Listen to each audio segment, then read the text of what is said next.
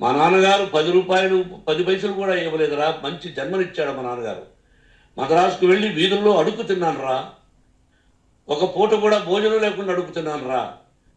న్యాయంగా మోహన్ బాబు తిడతాడు కొడతాడంటారు కానీ మోసగడనం లేదురా. నీట్ పార్లమెంటేరియన్గా బయట వచ్చాడు రా. నువ్వు నా పరువు ప్రఖ్యాతులు మంట గెలిపావు. ఏమిటి నేను చేసిన అన్యాయం? నీకు జన్మనిచ్చాను, అదా నేను చేసిన పాపం. అందుకే ఇది నా ఇల్లు అన్నావు. నువ్వు నీ ఇల్లు కాదు. నీ కష్టార్జితంతో నువ్వు సంపాదించుకున్న ఇల్లు నీది. ఇది నా డబ్బు, నా కష్టార్జితం. నా కష్టార్జితంలో నేను పిలిస్తేనే నీ ఇంటికి రావాలి. అటువంటిది పోగొట్టుకున్నావు నువ్వు. ఆస్తులు అంటావా? ముగ్గురికి సమానంగా రాయాలా లేదా అది నా ఇష్టం.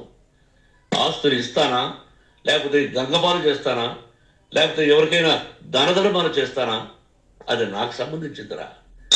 నా కష్టార్జితం రా.